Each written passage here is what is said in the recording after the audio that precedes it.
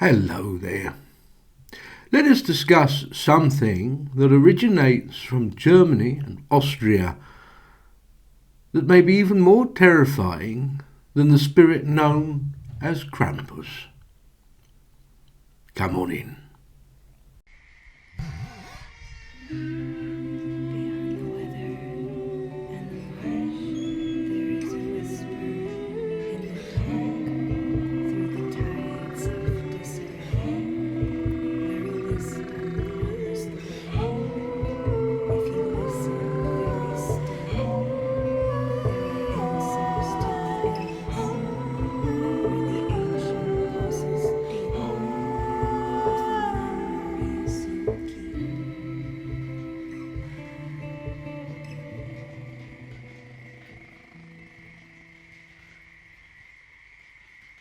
You may have heard of the spirit of Krampus, almost the dark opposite of St. Nicholas.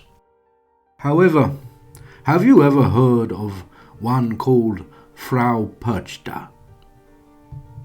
Possibly not. Also known as Frau Perchta or Bertha, origins seem to come from mainly Austria. Frau Perchta is the spirit that takes the form of an old woman, very old woman, often depicted with having a withered hag-like face and a beak-like nose that resembles a bird, said to be dressed in white rags and carries a cane. But beneath her skirts she hides something, the most terrifying of things. She's said to carry a long, sharp knife, from which she disembowels her victims over the 12 days of Christmas. So who is the target of this malevolent spirit? It is said in different folklores that there are different victims. With the adoption of early Christianization, there became a change in mythology. What perhaps was once a highly regarded spirit became a myth, a folk tale to frighten and coerce children. Also adults who do not keep a tidy home, and then later those who would not fill their quota of spinning yarn for the year before the midwinter. In some adaptations, Frau Perchta flies upon a broom or staff. She is said by some to lead the wild hunt through the sky at midwinter, with an entourage of spirits that follow her. These spirits soon became demons within Christianization, and then the souls of unbaptized children. It gave Frau Perchta a rather motherly goose facade all of a sudden, to take in the waifs of strays caught between worlds.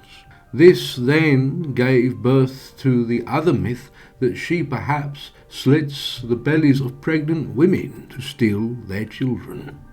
When we take into account the imagery and the law surrounding this spirit, the dressing in white, the hag-like appearance, the malevolence and benevolence, for she is said to leave silver coins in the shoes of those who have been good, the hook-like nose, and the cutting of the stomach, especially later on with pregnant individuals, we see a crossover from the healing techniques of perhaps the wise woman of the village to the new doctors of the more modern age, the caesarean, the plague mask, the white rag, and so forth. There is some speculation that Frau Perchta actually originated from a goddess known as Hulda or Hul.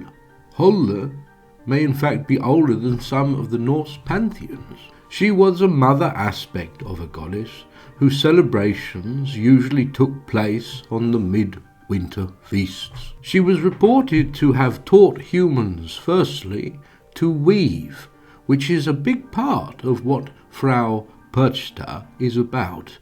Weaving, flax and woolens are very much a whole part of her folklore.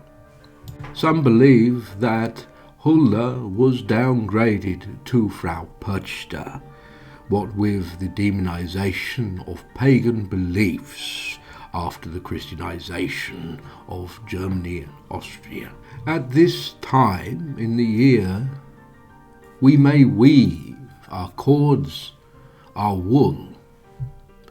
To do so is an act, a ritual now, where once before it was necessary. As we weave, we contemplate. We may stare into the flames of the fire and think of that which is to come and that which has been. It is the threads of life that bind us all together, and every moment within the present is the same upon the loom or the whirl. As the spindle turns, we are weaving our own fates, interconnected with each other, each fibre supporting the next. Perhaps this midwinter you may spare a thought for Frau Perchta, and that which she may have been, that which she is now. Nothing stays the same, not even the gods, it seems. Have a blessed midwinter. Goodbye.